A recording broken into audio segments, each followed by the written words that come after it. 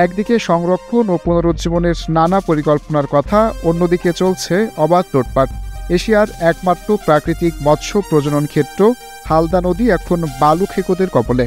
চট্টগ্রামের ফটিকছড়িতে চলছে dredger machine ও পাওয়ার pump বসিয়ে দিনের পর দিন অবৈধভাবে বালু উত্তোলন। এতে হুমকির মুখে পড়েছে নদীর প্রাকৃতিক ভারসাম্য, মাছের প্রজনন এবং হাজারো মানুষের বসতি।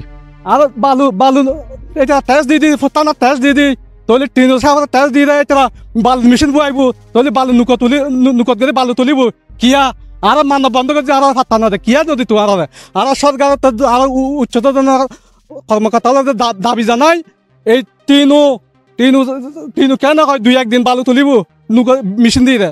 আপনারা ওই ফারান মানুষ মাতবেন না, আপনারা কেন ডেজার মেশিন বই ডেজার মেশিন আর লই আসছিলাম, লই আইনুর পরে আর বহুত করছি উমকু দুমকু দিয়ে আর কই দে মানে তারা বালু তুলতুনো বলে কই আর একদিন পুলিশ লই আয় এই আবার বালু মেশিন লেগেই গই আবার বালু তোলা স্টার্ট হয়ে যায়। অবৈধ বালু উত্তোলনের কারণে নদীতে তলিয়ে গেছে পুরো একটি গ্রাম, আরও কয়েকটি গ্রাম বিলীন হওয়ার ঝুঁকিতে আছে। বেরিয়ে বানকে বান্ধি যায় আই নাচাগাড়া তুলেছি নরায়ট পর্যন্ত মাপদি পানি উন্নয়ন বোর্ডের মধ্যে রাসো বিবাস ব্যাগি রাসর এই মানে পানি উন্নয়ন বোর্ডের মধ্যে আজ সময় মাপদি লাস্টার বেখন নিয়ে বলা করবে এখন নিয়ে বালু তোলার বন্ধ এক বন্ধ।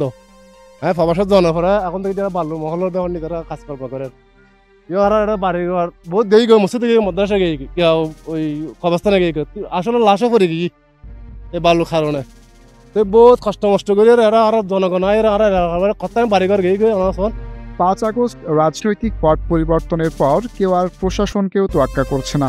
প্রতিবাদ করলেই আসে হুমকি। রাস্তা দিয়ে নাতে মারা গেছে নগদ তলে ফেলাই নগদ দিয়ে তুলিয়ে আর বহুত চেষ্টা করছি আর টিনু সাবল তাই আগে মাই টিনু যাবে আসলে আয়ের এটা বন্ধ করে দিই খর দিয়ে আবার 2-3 বছর বন্ধ করি তার আবার চালু করে দিয়ে আর খাল নাল একদিন বাড়ি ঘর ভাঙি মসুন মদরসা ভাঙি একদিন খরর গই আর বাড়ির থাই না বাড়ির বহুত মানুষ বাসায় বাড়ি গই খাল ভাঙি একদিন ফরি যাবে এর বলক দিয়ে বলক টলক খেলিয়ে লামি যাবে।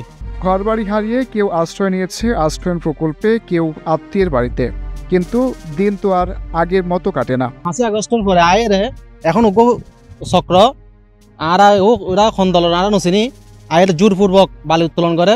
এই বালি উত্তোলনের কারণে আর এমনি ব্লক বয়ে জিও ব্যাগ বয়ে বিভিন্ন কোটি কোটি টিয়ার বড় বড় বেরিবাদ দিল।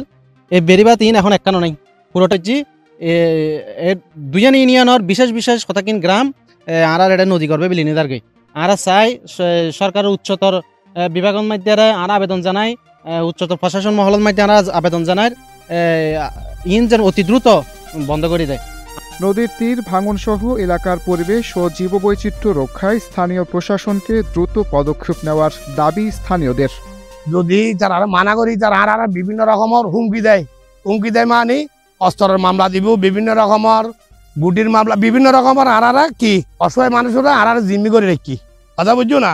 আর যদি টিনুর কাছে যায় টিনু আর 2জনের তো 3জন কথা বলছো না মাঠের ডিনে দেয়। অবৈধ বালু উত্তোলনের ফলে মাছের প্রজনন ক্ষেত্র যেমন বিনষ্ট হচ্ছে, তেমনিভাবে জীববৈচিত্র্য রক্ষাও কঠিন হয়ে পড়েছে বলে মনে করেন বিশেষজ্ঞরা। হালদা নদীর বিভিন্ন অংশ এবং এর শাখা খালগুলোতে প্রতিনিয়তই অবৈধভাবে বালি উত্তোলন করা হচ্ছে।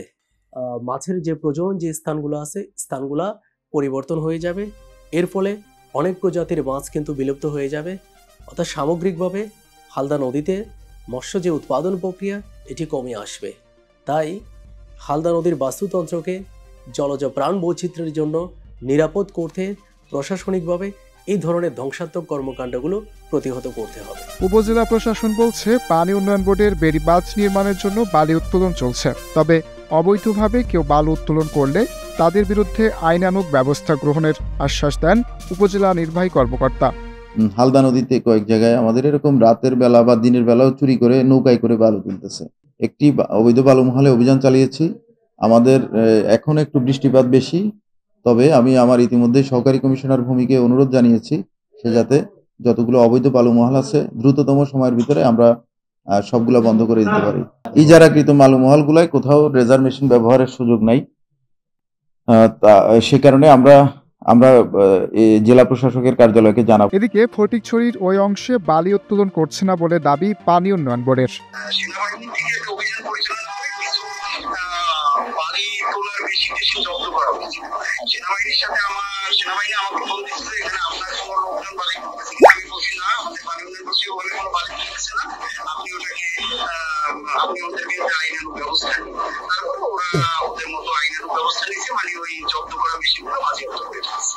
সর্বশেষ ঘটনায় আর এখন যারা বালি তুলতেছে এরা পানি উন্নয়ন বোর্ডে কোনো কাজের জন্য বালি তুলতেছে না, এখন হচ্ছে ওই স্থানীয়ভাবে বালি সন্ত্রাসীরা বালি তুলে বিক্রি করতেছে। হালদা শুধু একটি নদী নয়, এটি বাংলাদেশের জীববৈচিত্র্যের এক অনন্য আধার।